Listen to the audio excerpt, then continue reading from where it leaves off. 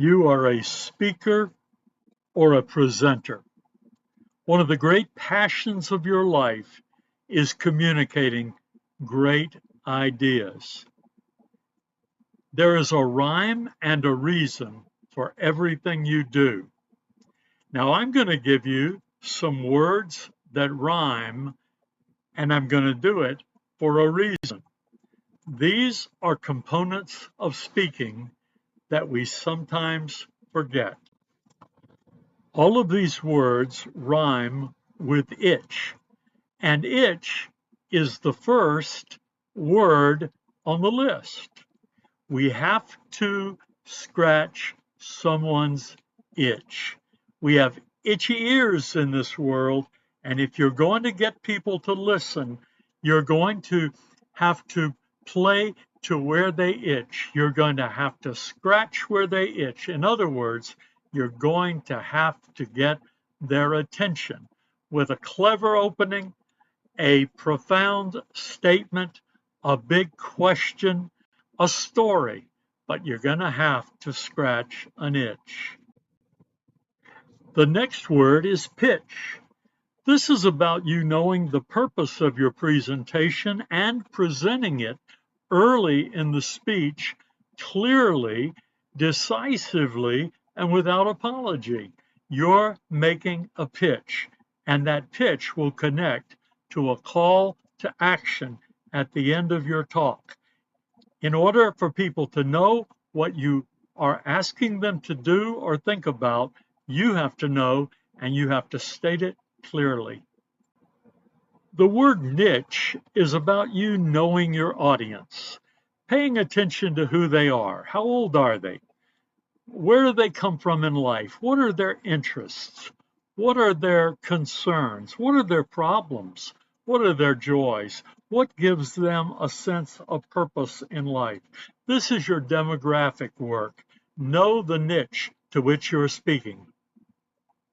I must add that there are three parts to your speech: introduction, body, and conclusion. Tell them what you're going to tell them, and then tell them what you told them. This is part of your pitch. Now let's look at the word stitch. And by that I mean, how do you stitch together the fabric of your speech? What is the body all about? How are you going to tell your story? How are you going to make your convincing argument? What will the pattern be? What will the outline be? Stitch it together. Then there's the glitch. The question is not whether there will be glitches in your speech, whether there will be mistakes, whether there'll be distractions. It's when and how and what. There will be glitches. Prepare to think on your feet and roll with the punches. Well, what about the ditch? What if you get so derailed with the glitch that you end up in the ditch? Well, remember this, glitches are not ditches, and ditches are not glitches. You may bomb from time to time, but then you're going to step back and evaluate and learn from your experience. But the likelihood is that you will not bomb very often. You will not end up in an unrecoverable ditch. If you find yourself in a position where you did not do your best, try to recover, try to bounce back. But here's my suggestion to you about the upside of ditching. You may walk into your speech with more material than you could ever deliver. Be prepared to ditch that. Be prepared to leave that on the table for another time.